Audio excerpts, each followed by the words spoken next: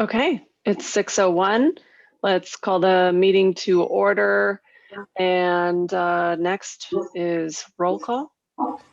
Melissa, Here. Robert, Here.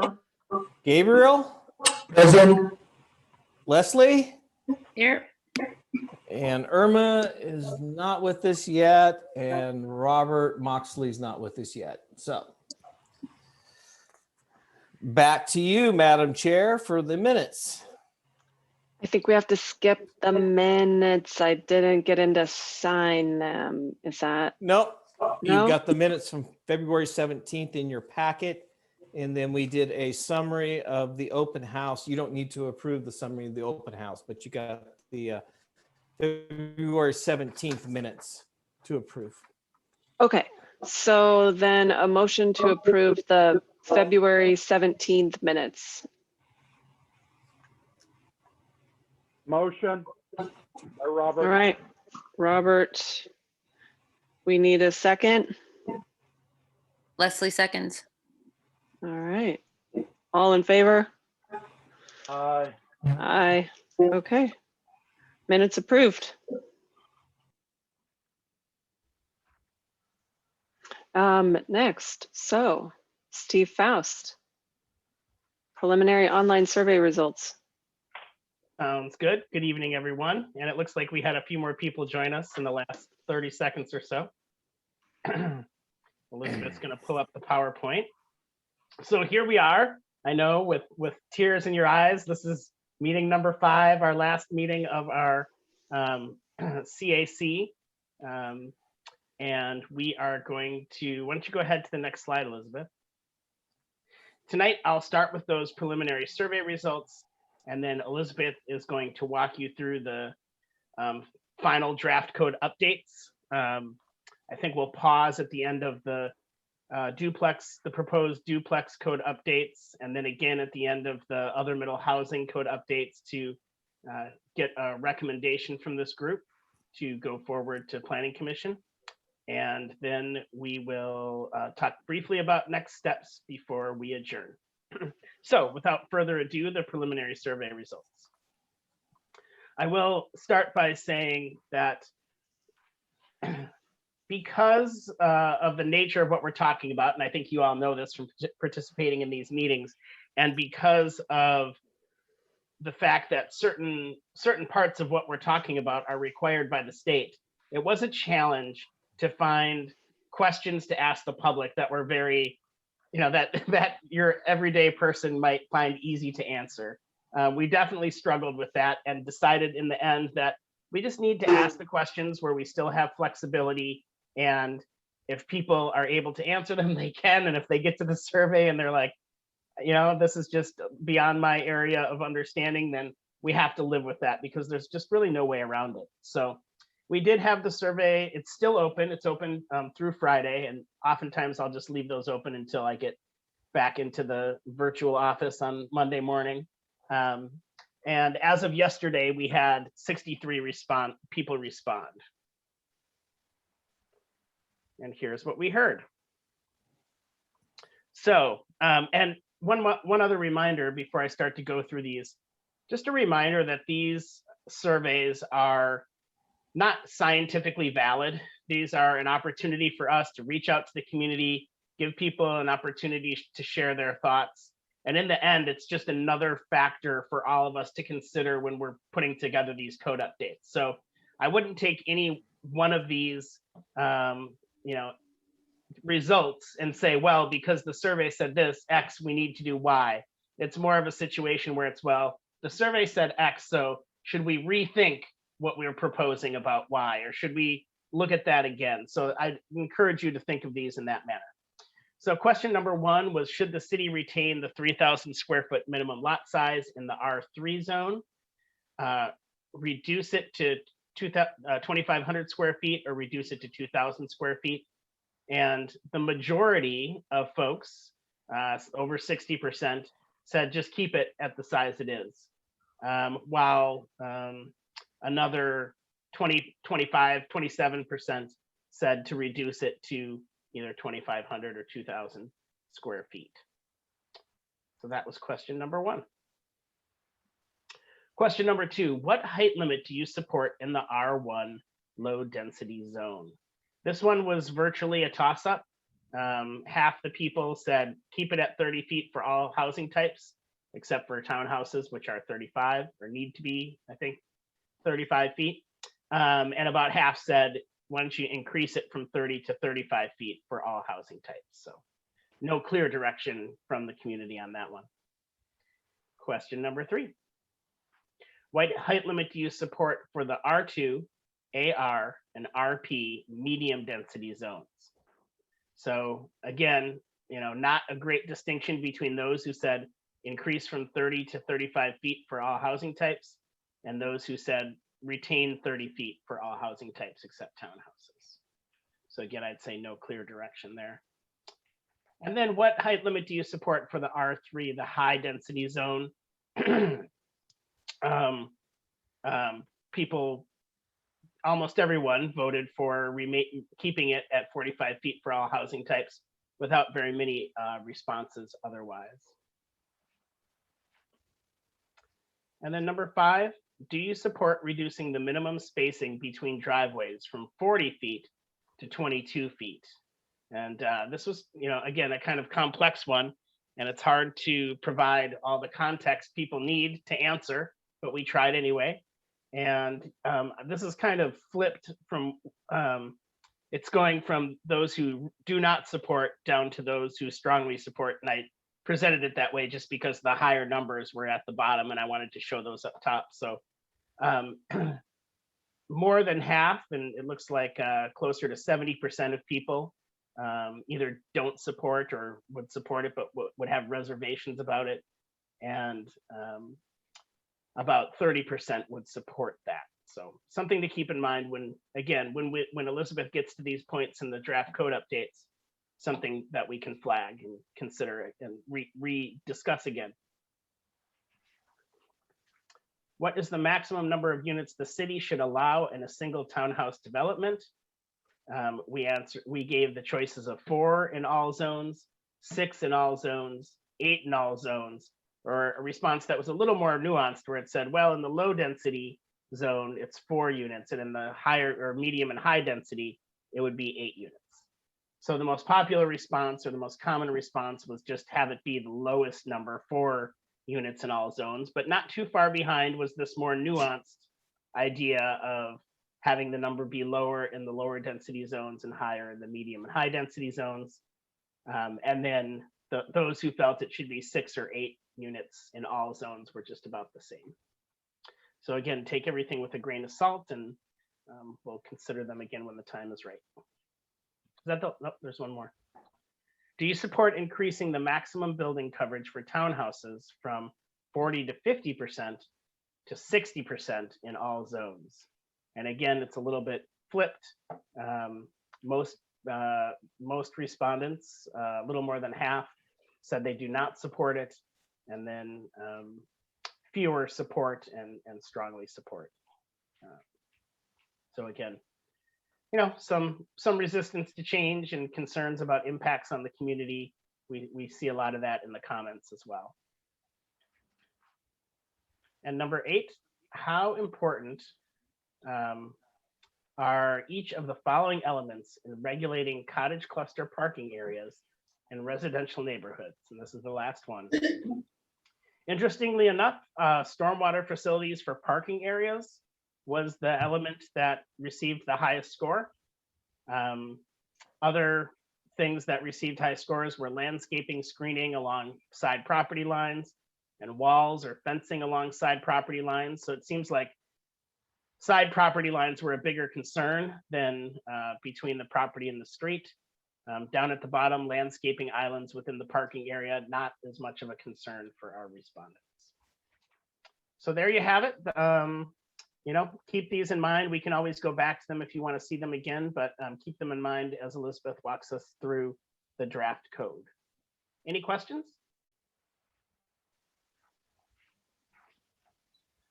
Okay, it's all you, Elizabeth. All right. Well, thanks, Steve. Yeah, it was interesting putting together that survey, as Steve said, because we wanted to engage the public, but we also, I think what was nice to realize is we've really gone through a lot of the issues and we have a lot of directions. So there weren't as many outstanding questions, particularly for the duplex code. So this one, you guys could all rehearse in your sleep what we are doing with the duplex code. We are amending the definition. We're permitting duplexes outright in all the residential zones, including the master plan areas, on the same size lots as single family detached dwellings. We're proposing to increase the height slightly for those R2, RP, and AR zones, maintaining the existing setbacks. And then we're revising the parking requirements to 1 per dwelling and allowing some varied options to accommodate 1 to 2 driveways, including some changes to driveway spacing as was discussed in the survey. So big picture, that's where we're at, but I wanted to update you on we talked about a couple issues last time that we specifically wanted your feedback to finalize. And so just to walk through and share with you the direction that is included in your packet, and then provide some time for a little discussion in case there's any further thoughts. So first one was on these R3 minimum lot sizes. And so this is the minimum lot size that would affect single family detached dwellings as well as duplexes now, because those are paired. Right now it is 3,000 square feet in the R3 zone, which is the same as the R2 and the RP zone. So even though the R3 is a more dense zone, it doesn't really allow for, a more intense duplex development. So, we considered that 2,000, 2,500 and keeping it 3,000. And ultimately the recommendation was to go with the 2,500, honestly, just picking the one in the middle. And also just thinking about the feasibility of, can you really fit a duplex on 2,000 square feet? That seemed fairly small. So we went with a 2,500 square foot recommendation, just to sort of stay truer to the purpose of the R3 zone. As you saw, survey feedback was a little different. We didn't get really strong CAC feedback either on that. So, that's the recommendation that we went forward with. And if there's more discussion, we're happy to talk about that. Another one that we asked about was building height. And so, as you'll recall, we sort of, and as was reflected in some of the survey questions, we sort of, the concept that we adopted was on some of these where we were making adjustments. The idea was to be the most sort of conservative in the sense of keeping things the same in the R1 zone, but adding in additional flexibility in the R2, RP, and AR zones. And so we carried that concept throughout many of these dimensional standard adjustments, including building height. So we had this idea, let's keep it at 30 feet in the R1 zone, that's the lower density zone. But yes, let's consider that building height increase from up to 35 feet in the other zones while maintaining the 45 feet in R3. So that's the proposal before you. And then access standards. So many times parking is what drives development, right? So we wanted to create opportunities for there to be 1 or 2 driveways on duplex lots, not necessarily every lot, but more options for more lots. And so taking a close look at what the current access standards would require to add some flexibility, we added a few code provisions. First of all, an option to have 2 driveways for corner lots if both streets are local streets. So if one of them is a collector or an arterial, a busier street, then you wouldn't have that option. But if they're both, just in a neighborhood, then there could be an option, wouldn't be required. The other option was looking at that driveway spacing. So right now it's 40 feet between driveways. The idea being, to create some curb space, some on-street parking, some room for fire hydrants, utilities, street tree plantings, and just to make sure that driveways aren't completely cutting up the sidewalk and really interrupting walkability, as well as creating conflicts in the street with different backing movements and access and turning movements. So we took a look at that. We talked with the engineering division about that, and they thought that there could be some feasibility to reduce that down to 22 feet is the number we landed on. So that's a generous on-street parking space.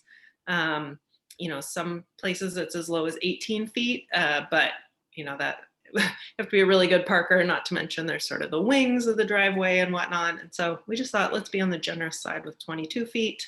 And depending on the lot width, this may or may not, 22 feet, if you put the two driveways on the other ends, you could get down to a lot, or that could potentially fit on something like a 50-foot wide lot, rather than the 40-foot spacing requires lots that are 65 feet or greater, which is more difficult to achieve. And then another piece that we added for flexibility was just reducing the minimum driveway width. Right now it's 12 feet, and we're bringing it down to 10 feet. So, most cars are narrower than that, or narrower than 12 feet, that is. So it just allows a little bit of room to get in and out. If people want to build a 12-foot wide driveway, absolutely still an option. But if someone's looking to save a little space, reduce the pavement a little bit, they can bring it down to 10 feet. And again, that was something that the engineering division signed off on. So endorsed that idea. So, I think for all that we've spent some time, puzzling through what these different configurations could look like and what it's going to look like.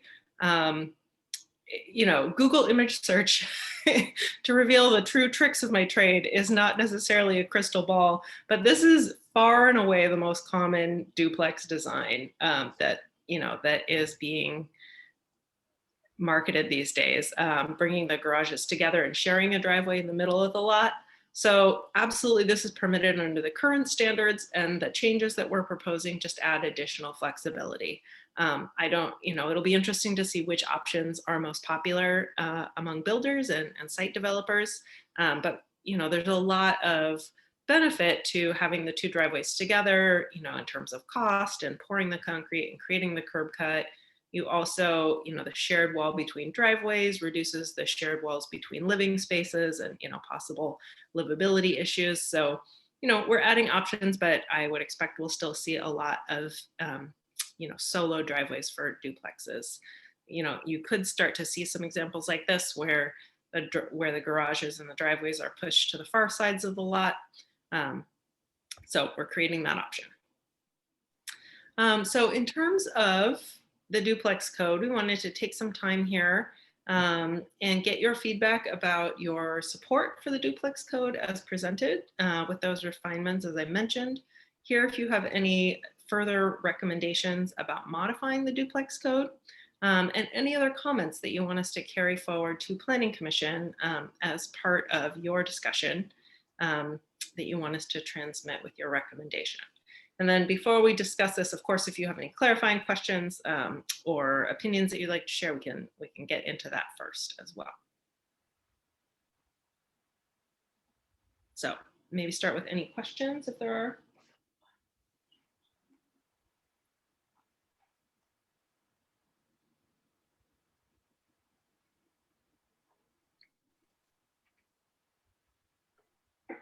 Seeing none. Yeah. I was going to say, don't everybody speak at once. Yeah. Did you have any thoughts, Doug, that you wanted to share at this point? I think that, what's been proposed and the committee's discussed and the feedback that they've given us is in alignment with the administrative rule. It does provide flexibility. As Elizabeth mentioned, we talked with the engineering division just about this whole issue about driveways and spacing and corner lots. And as she indicated, it's very clear, if you've got a corner lot and one street's a local street and the other one's a collector street, then that's going to drive the development that you're going to have the access come off the local street, not the collector street. If you've got a collector and an arterial, it'll come off the collector. But then it's providing that flexibility about, do you have the combined driveway? Do you have the separated driveways?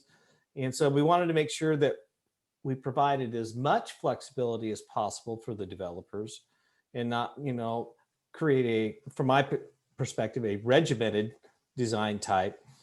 And so I think Elizabeth done a good job about trying to craft things so that we have that flexibility in place.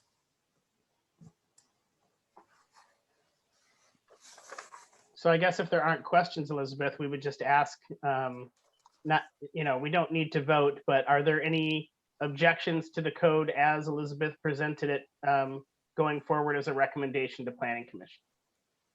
Are there any objections to that? All right, Elizabeth, you can check one. Check the Okay, first great. checkbox. Sure. Any other thoughts about duplexes that you want us to convey along with your recommendation? We're happy to cover sort of the overall tenor of the discussion as well, and we'll certainly convey the process that we went through. But any other parting thoughts? We're happy to move forward. As far as comments, I think that what the planning department's doing, what we're doing as a community in this group is progress, and I think it's admirable. Unfortunately, I don't think it's going to make much of a difference. I think that the cost and the return on investment to build a duplex in today's market and going forward is going to be, it's just going to be too expensive. So until we come up with monetary incentives to provide middle row housing, I think at best, it's going to be a minimal impact. I think the future is high density apartments. They're just, if you look at it from a standpoint of an investor, Mm-hmm. I mean, I want to see at least 8% ROI cap rate. That doesn't exist anymore. I'm not able to build or buy for those kind of numbers. Mm-hmm. So the only way that it's actually feasible is you scale. How do you scale? Like 100 doors, 200 doors. Mm-hmm. So I think, unfortunately, we'll see a couple duplexes here and there, but. Yeah, Robert, that's a good observation, but yeah, I think I would remind everybody that the council did adopt the construction excise tax. So that gives us another tool. So you were talking about incentives. That gives us a tool to work with a developer if they're willing to commit to that 60-year term through an agreement, is that we could invest in the unit. We could invest in infrastructure to support the unit to try to reduce that cost for that developer so that they can, try to meet whatever their ROI may be. So I think the mayor mentioned at the State of the City, we've got between 49 and 53 different activities that we're working on. And the proposal tonight is one of those. So we're looking at what those incentive programs may be. And we're also working on the urban renewal program for some selected areas within the city. So again, that's not necessarily investing in the unit, but it's investing in the infrastructure to support the units. So that could help a developer be able to reduce that cost for those particular units that are going in, be it a duplex, a tri, a quad, cottage clusters, whatever it may be.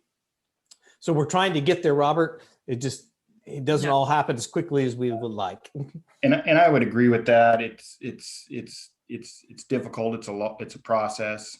We're doing the right thing, but I still have my concerns. And in regards to the public survey, Mm-hmm. I have to question the people that took the survey. Do they realize the scale of the problem in regards to affordable housing? I mean, if we don't do something, then we just don't have any options. But I saw that in the reducing the size in the driveways, and I'm thinking, we have to make some concessions. We have to get out of our comfort zone in some, if not many, aspects to incentivize this. But anyway, I appreciate what you said, Doug, and hopefully that everything as an aggregate works in in the favor of affordable housing and middle row housing. Time will tell, right? Yeah, well, some of you may be aware, the council accepted our housing needs analysis report. And so in that report, it indicates that, 53% of the households in Newburgh are cost burden. It's an affordability issue. And then we go to the 28.5% of our renters are severely cost burdened because they're paying 50% or more. And we've seen that over a 2-year period, the cost of housing for, the median price of a typical single family home went up $90,000 in 2 years. And so, Newburgh is not dissimilar from many other communities within the state. But now at least we've generated data for policy decisions about directions we want to go. And HB 2001 is, again, one of those work program items that's been identified in that long list of approximately 50, I'll couch it that way, to figure out what can the community do to address this affordability issue, knowing that every year, well, month by month and every year, cost of construction and cost of labor go up, cost of land goes up, but income is not keeping pace with the increase of the cost of the housing.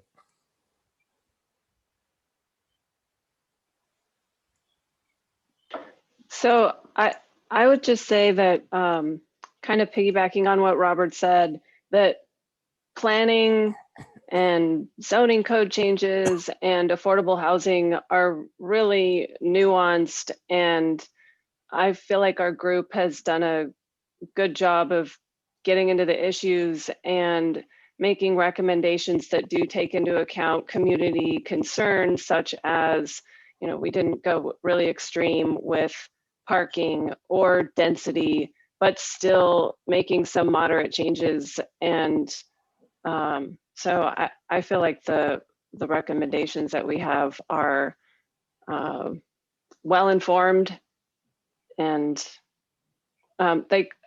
personally, I could have gone more extreme, but I can see that is not really the direction that we might be ready to go yet.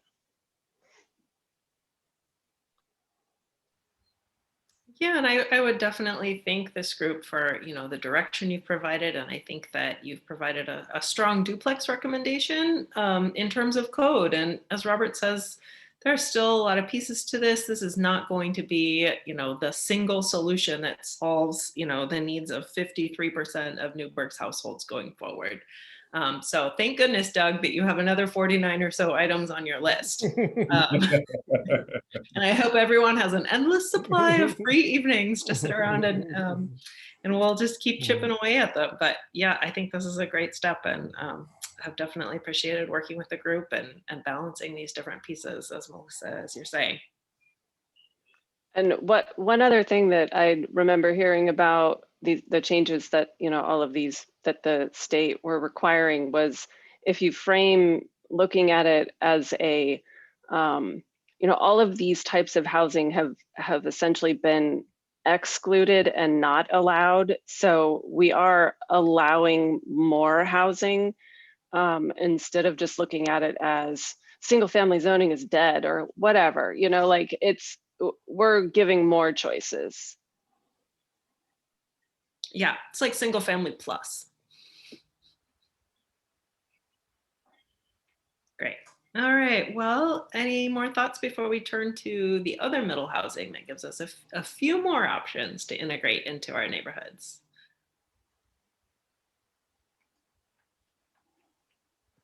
Okay, well, let's dive right in then.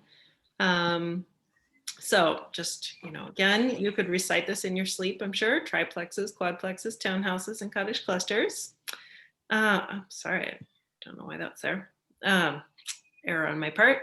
So key concepts here that the draft code in front of you is attempting to achieve, or is written to achieve, is amending the definitions. We're adding all these new middle housing types and then permitting them in all of the residential zones. We're creating appropriate minimum lot sizes for middle housing that reflect both the direction and requirements from the state, as well as fit in with the existing lot sizes in Newburgh, sort of a formula from the state that you apply to your existing lot sizes.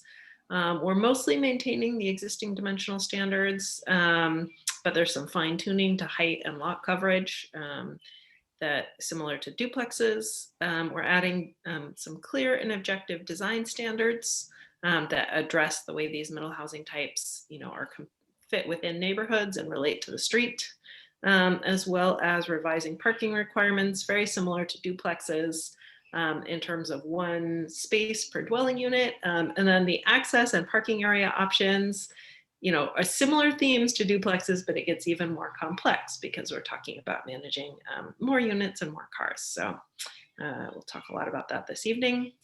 First piece is these minimum lot sizes.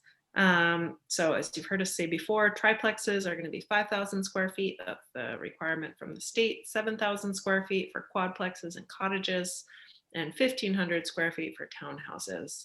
The one adjustment that we've made is that in the R3 zone, I guess I could have changed the minimum lot size for duplexes. We changed that to 2,500. But similarly, we realized that currently the standard to build multifamily in R3 is 1 unit per 1,500 square feet.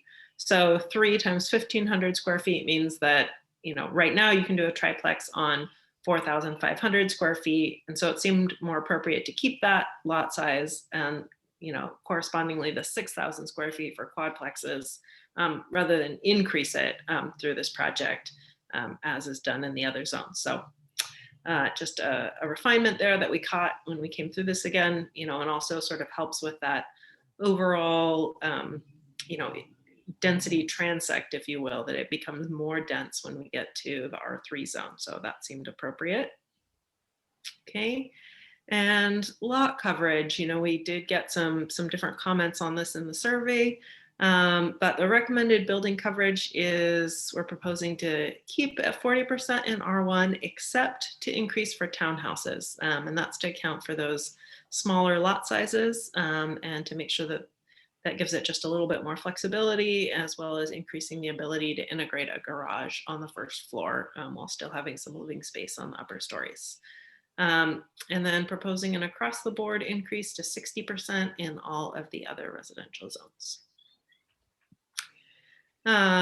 For building height, so since we are already proposing those changes up to 35 feet in the R2, RP, and AR zones with the duplex code, the only change that we need to make with this second package of code amendments is to allow up to 35 feet of height in R1 just for those townhouse uses. And with townhouses, also one of the survey questions was about how many attached townhouses should be permitted in a project. So we took again that concept of, R1 is a lower density, lower intensity zone. So let's, we're proposing this, more nuanced hybrid option of 4 attached units in the R1 zone and up to 8 units in the R2, R3, RP, and AR zone. And as we've heard from this group, and as we've heard, frankly, across the state, because of financing requirements that residential zoning or residential loans are available for projects with 4 units or less before you trigger a commercial zone or a commercial loan. Sorry, my words this evening. That 4 units is likely to be the most common configuration. So, we are permitting this up to 8 attached units. At present, we don't, we haven't heard a lot of demand for that, but we thought we would add the option and add the flexibility that, in terms of form, that could be appropriate in those zones if there were a particular site. But, I'd say that we're not particularly, attached to that. If the group wanted to keep it at 4, that could be fine too. I think that's probably most likely to capture most projects. But, why not add the flexibility while we're at it? Okay.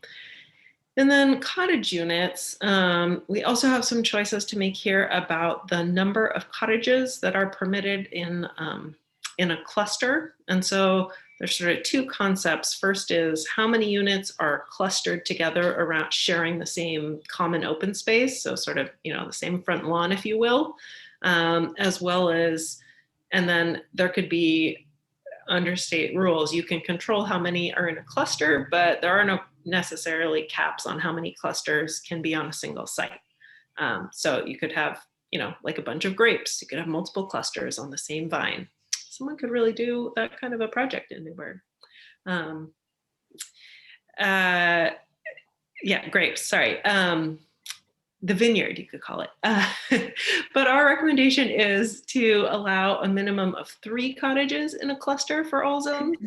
It's sort of a wonky question. I don't know how often it's going to come up, but I expect more people are going to be trying to do more units rather than fewer units. You don't even have to set a minimum. So hypothetically, you could have 1 or 2 units, but to me, as best I can tell, it's not really a cluster unless you have 3.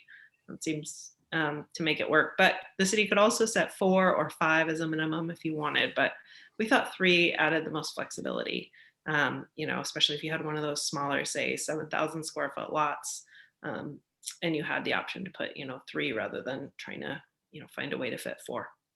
And then in terms of maximum, which I think is going to be, also a lot of the discussion when you have slightly larger lots, the lowest maximum that you can set under state regs is 8 units. And so, again, this concept of the R1 zone, we thought that 8 units, that probably made sense for R1 in a cluster, but allowing up to 12 units for the R2, R3, RP, and AR.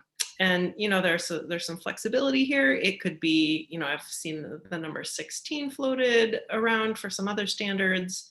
Some cities have no maximum, but that's sort of a new approach. And it kind of makes you wonder, do you wind up with some gigantic soccer field surrounded by, units all around it in order to get enough of a common open space? And are you still creating that cottage cluster, if you go much higher than this? So these are the numbers we settled on, they're, based on the state regulations and past practices. And also just keeping in mind, if it is a larger site, you can do multiple clusters. So if someone, has a bigger site and wants to do 24 units, go right ahead. This cluster size would not cap that. Just talks about, how you have to arrange them. And the other piece is the size of those individual units. So as we've heard very clear from the state, this is one of the most straightforward provisions, that there is a maximum footprint of 900 square feet for cottage units.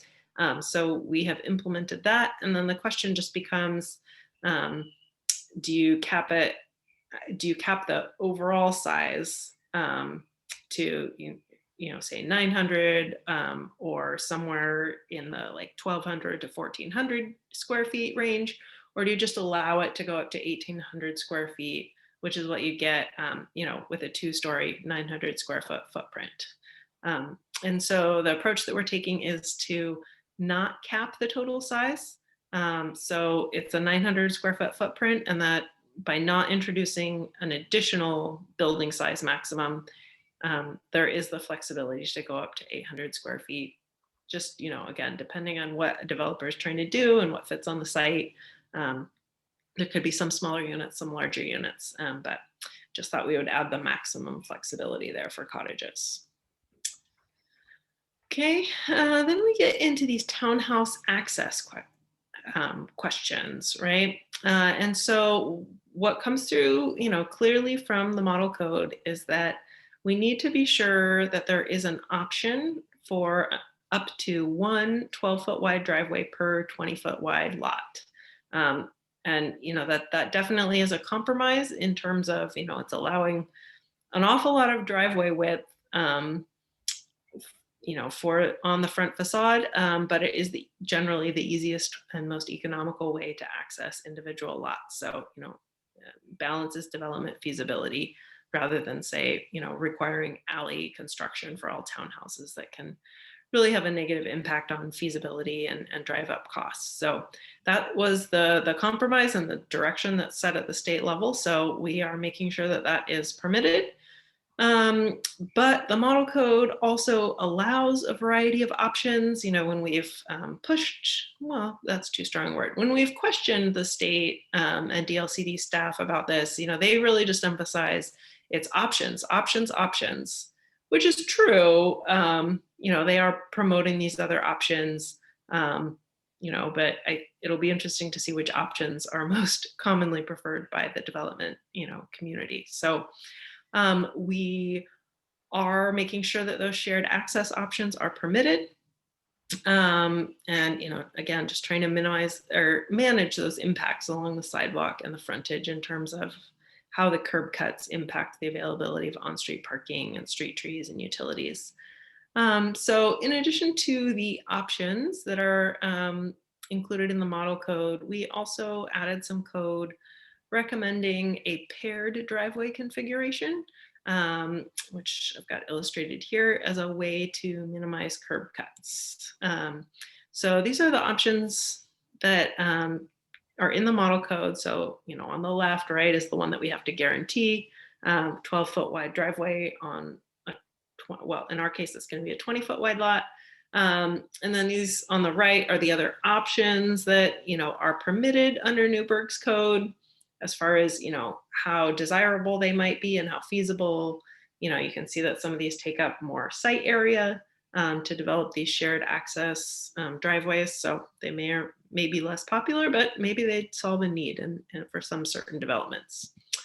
And so here's the additional option that we are proposing through code, is just creating these paired driveways. So for each 2 units, you know, the driveways essentially get smushed together. So it winds up looking very similar to that duplex picture we were looking at, where it's, you know, one double wide driveway leading to 2 individual garages. In this case, they're 2 separate townhouse units, you know, but form-wise, they are right next to each other, just like a side-by-side duplex. And then the real benefit is that instead of having little tiny strips of, you know, grass and curb in between these 12-foot wide driveways, we can consolidate them so that in the middle, between these 2 double wide driveways, we get a 16-foot curb zone for some, you know, and if you kept repeating this pattern, you'd keep getting that. You get a 16-foot curb zone, which isn't quite enough for on-street parking, but does give you a lot more flexibility for that fire hydrant placement, some nice street trees, you know, a little bit more landscaping. So, and just, you know, you've cut the number of driveway cuts in half, even though, you know, they're wider. So that is the additional option that we're recommending as part of the code. You know, we can't mandate this, is the direction we've heard from DLCD, but certainly we can add it as an option and try to, you know, I guess it'll be up to Doug to strong arm this as the preferred option for all new townhouse development. And then when we get into the plexes, the triplexes and quadplexes, you know, we have some of the same issues as duplexes, but, you know, potentially even more complexity just with the 3 and 4 units. So given the lot sizes we're talking about for these, you know, we're adding options again. That's you know, the key word coming from the state. I don't think we're going to get many lots where you're going to get 3 or 4 driveways. We're probably looking at 1 or 2 in most cases. So a lot of the provisions we're recommending for duplexes also have benefits for these other plexes in terms of allowing these 2 driveways on corner lots and then reducing that spacing between driveways to 22 feet. So, you know, that's for people when plexes are going to be designed as, you know, more of a side-by-side configuration or ways that, you know, we'll have sort of that in driveways leading to garages. That's how those will be handled. And a question that came up for us when we're drafting the code is, say a developer wants to, you know, cluster all the parking for their quadplex in the side of the lot, say, and they decide, hey, you know, as we've talked about here, the minimum is 1 space per unit, but you could provide more. So right now, for any other type of development in the city of Newburgh, if you have 5 or more spaces, you have to design it as a quote parking lot. that triggers some landscape screening around the different sides, some bumpers and striping, you know, maneuvering areas, drive aisles, whatnot. And we clearly have to exempt groups of 4 or fewer spaces that are added for a quadplex. But there's this question about, well, if you hit 5 or more, should we make it more like a parking lot? So the good part about, first of all, we ran that by DLCD and they thought, yeah, that's probably fine as long as it applies to all residential types equally and doesn't just single out triplexes and quadplexes. You know, this could be an option in code. So we got that direction. You know, I think that the benefit is that you've got, the code would have more tools for dictating what these parking areas need to look like to manage, you know, these what could be large expanses of asphalt, to make sure that they, you know, function just in terms of getting the cars in and out and onto the streets. I think, you know, without doing a lot of site design, which is not my personal strength, I guess my concern would be is if we add these requirements for 5 or more spaces, it adds a lot more site area that would be required. And so it would be almost a disincentive to anyone, you know, even if they were interested in adding these 5 spaces, it would just be such a jump from 4 to 5 that we might not see it. So that's, you know, I would say we're not settled on that aspect and would definitely be interested in your input of that. But tentatively, we're leaning towards, you know, just applying these same parking lot standards for clusters of 5 or more, just as they would for any other type of development. Okay, and then we get to parking areas for cottages, which, you know, really gets into these same questions, really about these shared parking areas where we have these clusters of 5 or more. Maybe depending on where we go with this, maybe this could also be the model that we bring back and apply to triplexes and quadplexes. But parking areas for cottages gets a little more nuanced because there is a lot of model code around these issues that we need to integrate with the Newburgh Code, which is addressing similar issues, but is like just a tiny bit different. And it's not clear that one is easier or harder. They're just, it's sort of a grab bag, like one is less here, one is more there. You know, like just a quick one, right? The model code requires that parking areas be set back 20 feet from the street, but Newburgh's code is only 15 feet. So, you know, maybe that's a benefit, but the model code landscape buffers can only be 4 feet wide and Newburgh's code is 5 feet wide. So that's more. So it's a real sort of mix when we talk about these shared parking areas. Also just, you know, remind us that there are these options for carports and driveways. For individual cottages and garages. So some might be done that way, but we really need to focus on the shared parking areas. That's where we've spent a lot of brain power. And we heard, you know, we included this in the survey even, talking about, you know, these priorities for landscaping and setbacks along side property lines and along the street, interior parking lot landscaping, as well as stormwater facilities. So we definitely have tools to address all of these through the code. And the question really just becomes, you know, do we gravitate more towards a single set of cottage specific standards, you know, that are built on the model code, or do we try to use the existing parking area standards, or do we have 2 sets, right? And this was my, you know, cut the baby in half solution, like have these cottage specific standards, but give an individual developer the option to choose either one. And that would meet DLCD requirements because we'd be meeting model code. And if someone picked the other parking standards because they were a better fit, well, you know, that would not be a violation because we offered them the option. So that's sort of where we are thinking, but I guess for, see where we're at. Oh, great. So we have some good examples here of how these different cottage parking area regulations could apply and the impact they could have.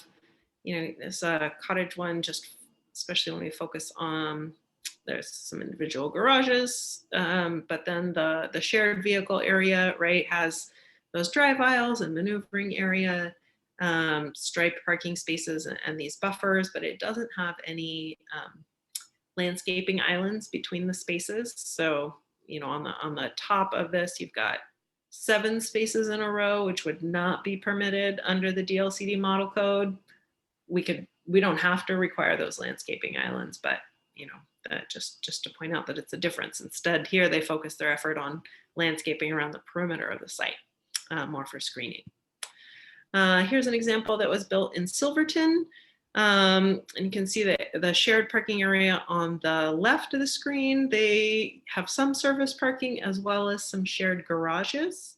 And then in this case, they use just a fence rather than any landscaping screening for that parking area, to buffer with the residential, you know, to the, I don't know if it's east or west or anything, but to the left of that.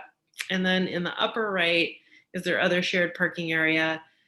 And they also have, you know, these shared garages here. That size of shared garage does not appear to be possible under the model code. So they'd have to be smaller structures and they'd have to be set back 5 feet from the property line, just like garages in any other zone. You know, but again, you don't see any landscaping islands between these surface parking spaces. And, you know, honestly, I think that makes sense. If I were gonna, you know, prioritize things, landscaping islands between parking spaces doesn't seem to provide the same bang for the buck as some landscaping screening around the perimeter. You know, interestingly, I mean, just thinking about, you know, that diagram, there's not a lot of parking lot screening between the parking areas and the street in this particular example. And I think part of that is just that the landscaping hasn't grown in. There's some parking, there's some sort of, you know, dirt like areas, but it just, you know, isn't mature yet. So let's see, do we have a suggestion? I think that, you know, we have a lot of tools for the cottage parking design and we'd like to hear your priorities. I would recommend, you know, focusing on the perimeters of those, but also just your thoughts about, you know, is it worth it to develop these cottage specific options, or to try to have options for cottages as well as the default existing Newburgh standards. So that's the last option here, but just to run through them all again, a little discussion before we move into your recommendation here. You know, any comments about refining those numbers of units for townhouses and cottage clusters and sort of the hybrid that we proposed for the R1 zones versus the other zones? Your thoughts about the paired driveway option, if that adds something for townhouses, and then the parking lot design questions for plexes, and then, you know, all the cottage parking that we just discussed. So I'll turn it over to you for discussions and clarifying thoughts to help us, you know, some final input as we tidy up this section of code.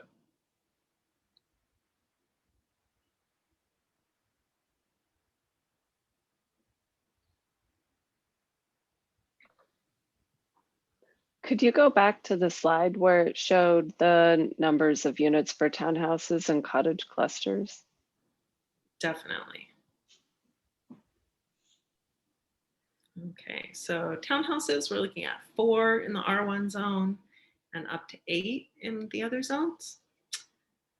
And then for cottages, a minimum of 3 for all zones, and then 8 for R1 and 12 in the other zones.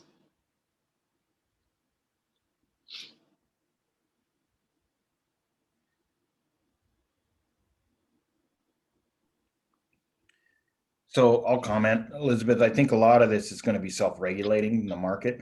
Mm-hmm. I think you're on it. I agree with a lot of what you've suggested and proposed. As far as the landscaping, I think that's ridiculous. I think we need to maximize the lot for potential and not worry about shrubs. Other than that, I you know, looks good. Okay.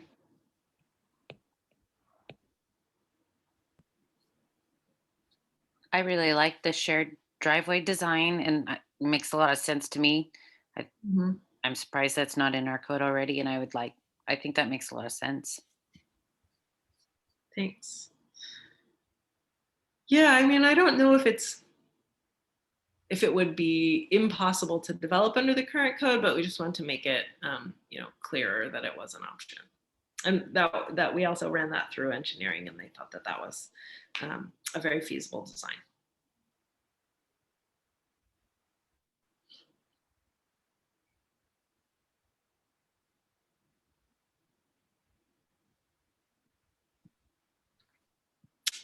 Elizabeth, of the information you presented, was there any of them, if you could pick one that you wanted some feedback on to help make some decisions going forward, that you would identify? Yeah, I think that, in this, the thing that would help most is, any final thoughts about this sort of miasma of cottage parking design. If there are thoughts about, whether it's providing options is a good way to go, or if we should try to find, one sort of unified standard that integrates the best of the model code and the best of Newburgh's existing code. That would be helpful for us in terms of what way we go.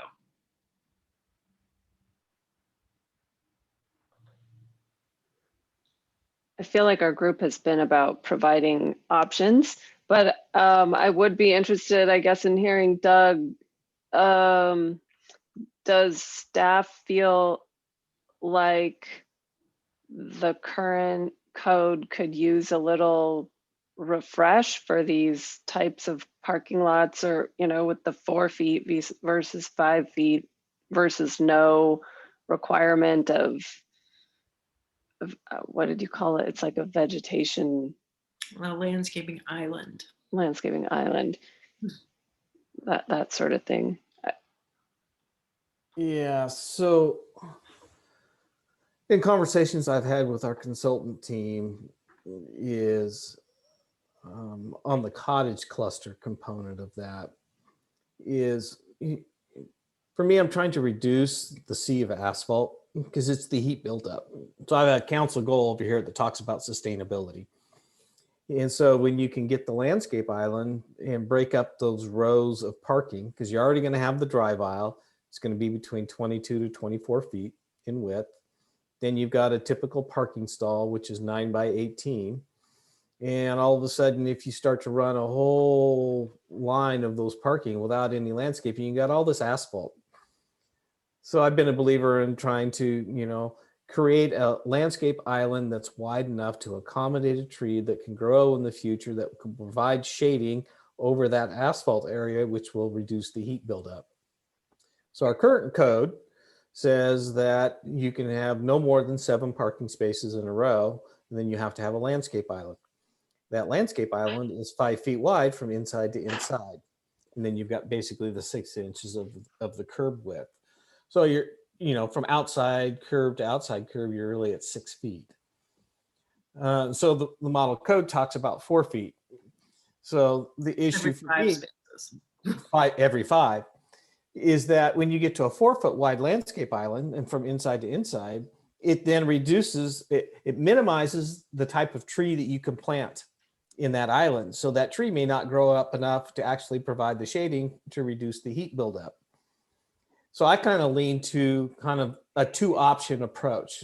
Again, so we're talking about flexibility, is that here's what the model code says, but for a particular developer, he may say, oh, I like this a little bit more flexibility and be able to design that parking lot to address some of the issues I brought up. The screening around the perimeter, strong believer in that. And part of this is trying to take clusters and make them integrate into, to some degree, within existing residential areas if they were to occur.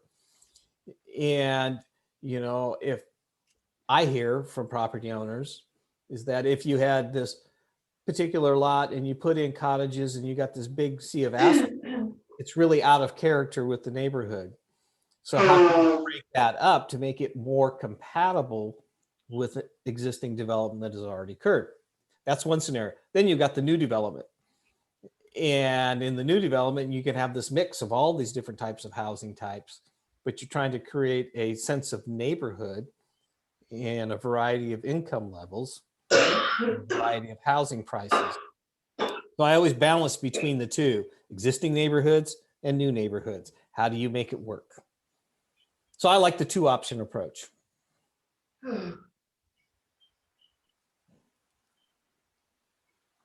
Yeah, and one other, sort of in this 2-track option, one distinction that stands out is the model code requires a 10-foot side yard buffer between parking area and adjacent residential.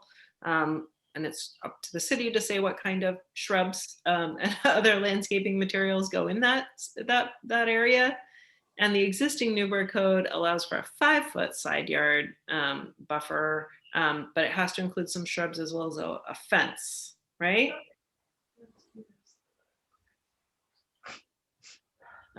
So, I think that's an interesting, what would you rather have as a neighbor in terms of buffering? Would you rather have a narrower landscaping with a fence?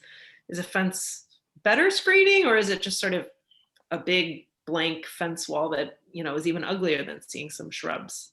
Any thoughts about preferences for fences?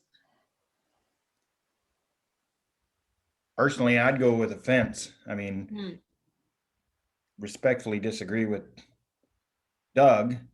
Trees tend to break sidewalks and crack asphalt. And then when they fill full of ice, they fall on the car and the dwelling, which caused my insurance to go up.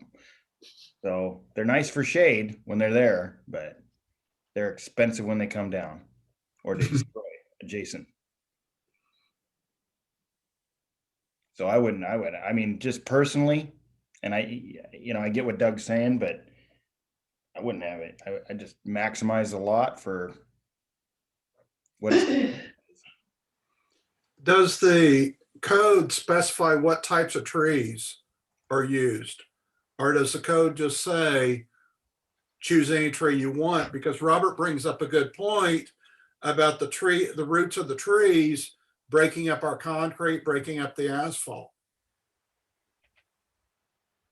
Yeah, so the code does not specify the type of tree. We only specify the type of tree for street trees. And then there's a long laundry list based upon the environment that you're going in and the classification of the roadway.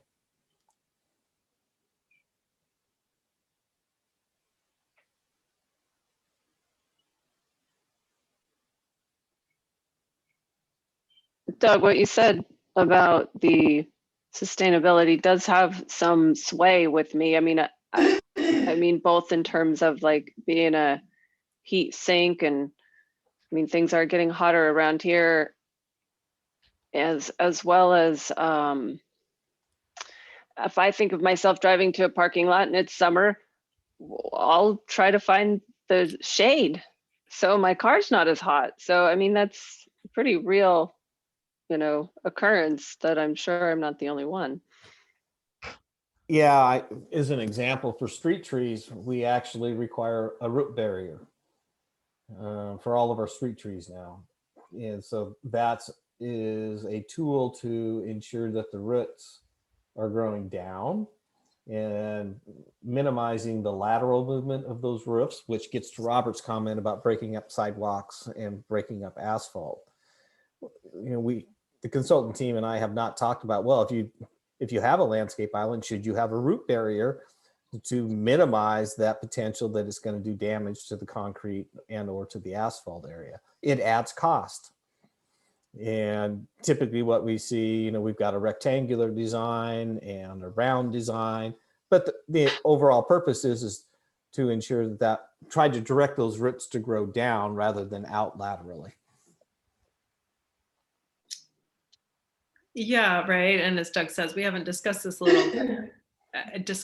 lot, but I would say, there's certainly a broader citywide conversation that could be had about trees on private property, whether it's on, these middle housing lots, whether it's in any parking lot for any type of development. If there's oftentimes some presumption that, if a private property owner is choosing a tree for their parking lot, hopefully they're going to choose something that isn't going to tear up their own parking lot because it's in their own best interest.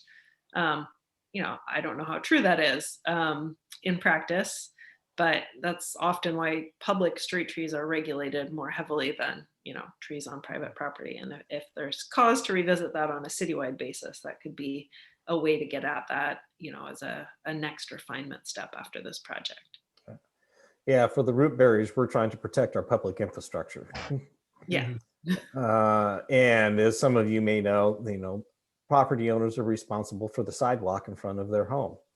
And so if a tree does damage it, they've got to take out the sidewalk panels, take out the tree, replant the tree under the new standards, and then replace the sidewalk panels. So it can get expensive.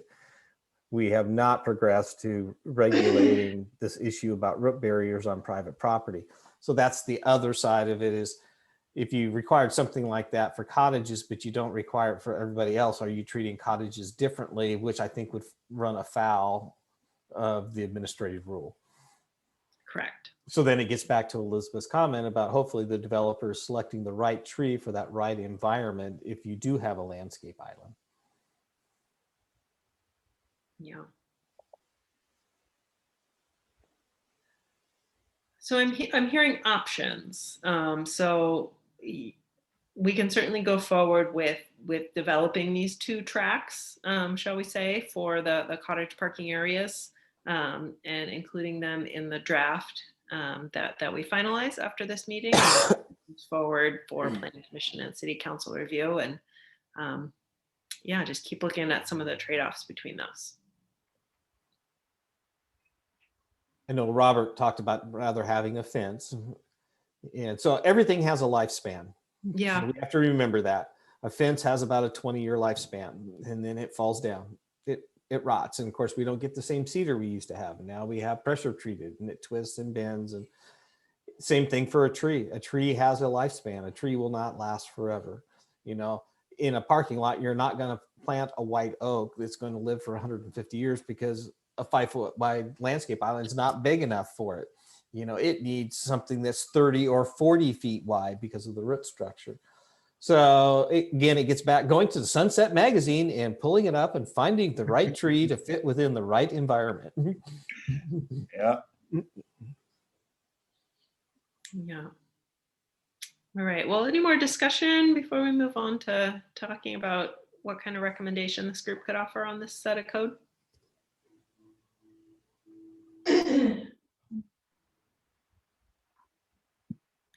Okay, well, let's talk through what this group feels comfortable recommending. So we're looking to hear, does anyone have objections to the code as presented? Any recommendations for further modifications? And any other comments you'd like us to carry forward to Planning Commission?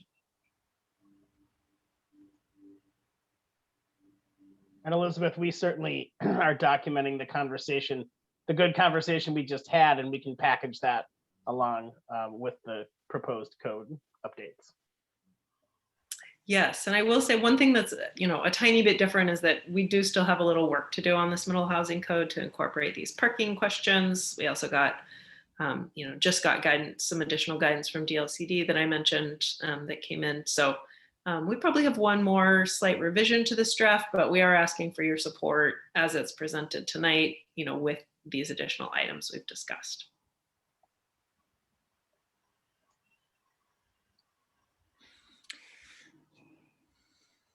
I mean, I pretty much personally support most of everything you said. I think that the staff has really thought out a lot of this, and if I had something to say in opposition, trust me, I'd do it. So I think for the most part, everything looks good. You're doing a good job. Thank you. Glad it's on the right track from your perspective. Thank you for your work. I too will support this. Great, thank you.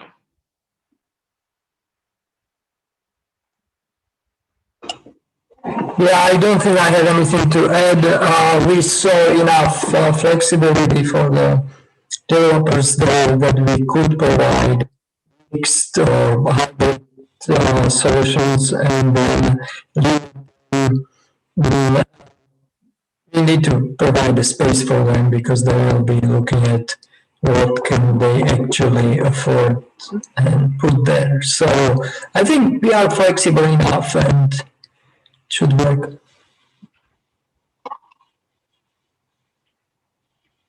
Great.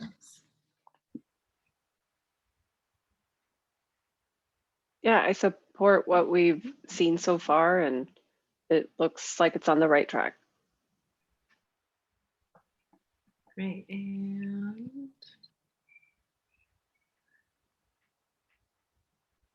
oh, Leslie, how about you?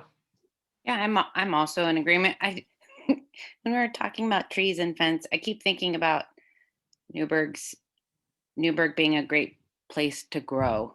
And I wonder if that doesn't play into a little bit about maybe being a place of trees and of things growing as well. But I'm in support of everything, all the recommendations, and thank you for your work. Great. Well, thank you all. You can always get in touch with Doug after this, but any last thoughts on the middle housing code before we move to the next steps? It's been a long process. Well, there's been a lot that's happened in a relatively short time. But we are moving forward. The next steps, we are headed into the adoption process for duplexes. And we will carry your recommendation forward starting next week with a work session for our Planning Commission and City Council. And then we'll come in May for the Planning Commission public hearing, and then a public hearing on those duplexes on June 7th. So that'll make the effective date of these code updates in the beginning of July. So that will effectively meet the HB 2001 deadline. And then the very same night that City Council is having their public hearing on duplexes, they'll also be having a joint work session with Planning Commission about the second package of code updates for other middle housing. And that is where this consultant team, where our work will conclude under this contract. And then the city will be working in the fall to move those other middle housing code updates that we will finalize, based on that, your input tonight, some further refinement, with Doug and DLCD staff as needed, as well as the joint work session in June. And then those will come before Planning Commission and City Council for public hearings, and adoption in the fall is what Doug has scheduled. So Doug, any comments on this schedule and what to expect? I have to unmute myself. I would say that the committee members at the joint work session on March 15th, you are welcome to participate. It'll be listed on the city's website for the council meeting that particular night. So if you'd like to listen in to the discussion, you can. The same issue applies to the Planning Commission. You can participate in that. Melissa, I'll probably even talk to you just about, does a representative of the committee want to make any comments to the Planning Commission? That always carries a lot of weight. And then as we get into June with the joint work session and the council hearings, again, CAC members can participate in that. In the fall, our plan is to engage 3J to help us go through that process. We're probably looking at the October through December kind of time frame for that to occur. And again, I'll have the ability, because I have all of your email addresses, is send you out information. If you'd like to participate in those processes as well, you can. Yeah, excellent. So we just, for tonight, wanted to conclude with a thank you. I deal with code every day, but I know that it is a detailed and complex issue, and I appreciate all of your focused, attention to understanding and digging into these complex issues to help shape future housing opportunities in Newburgh. So very much have enjoyed working with you, and wanted to thank you for all the evenings that you've devoted to this project. Thank you, everyone.